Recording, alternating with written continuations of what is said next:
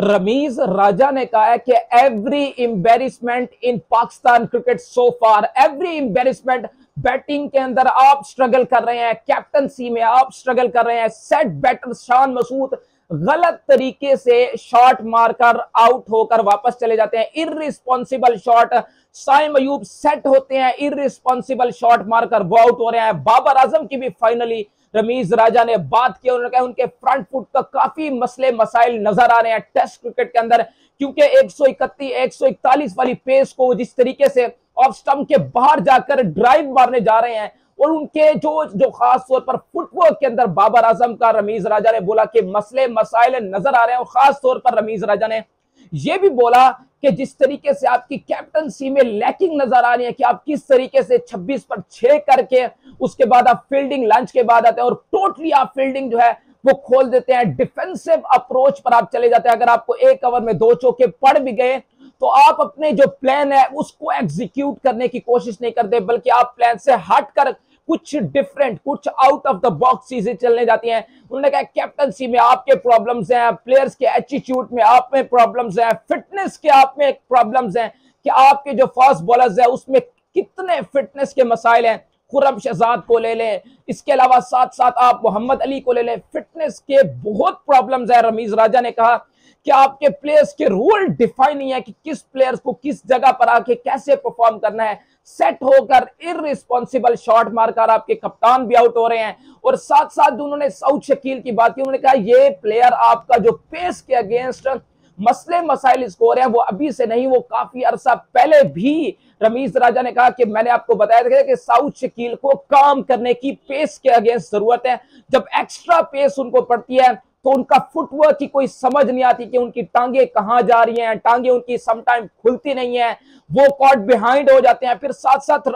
मोहम्मद रिजवान के ऊपर भी उन्होंने बात की, उन्होंने कहा कि एक्स्ट्रा पेस जब जनरेट होती है तो बाउंसर लगते हैं आपको टेस्ट क्रिकेट के अंदर, तो आपको प्रिपेयर रखना चाहिए। उन्होंने कहा आपको ऐसे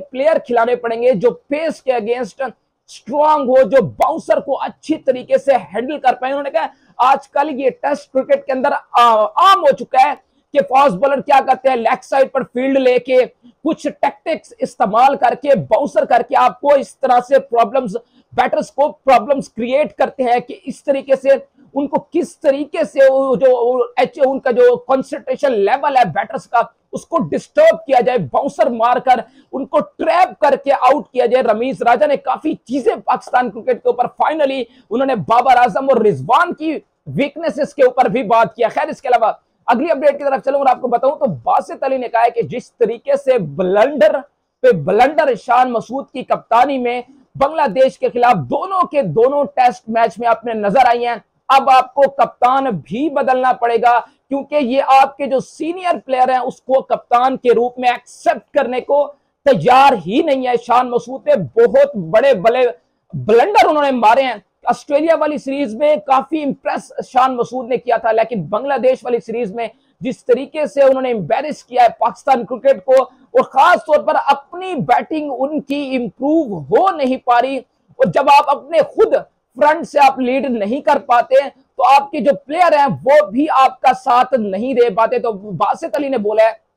कि शान मसूद को अब कप्तानी से या खुद हट जाना चाहिए, क्योंकि इतने ब्लंडर उन्होंने मारे हैं बांग्लादेश के खिलाफ सीरीज के अंदर। चाहे आप 11 की सिलेक्शन की बात कर लें, फील्ड प्लेसमेंट की आप बात कर लें, चाहे फास्ट बॉलर के स्पेल्स किस तरीके से एडजस्ट करने हैं, किस तरीके से फास्ट बॉलर्स को लेके चलना है, वो शान मसूद को तरीका नहीं आ रहा। उनको काम करने की जरूरत है और पाकिस्तान क्रिकेट बोर्ड को एक बोल्ड डिसीजन लेना है। और मोहम्मद रिजवान को टेस्ट के अंदर उन्होंने कहा बासित अली ने कि कप्तान बना के शान मसूद को एज अ प्लेयर साथ खिलाना चाहिए। तो खैर अपडेट अच्छी लगी हो तो वीडियो को लाइक और चैनल को सब्सक्राइब लाजमी करते जाइएगा।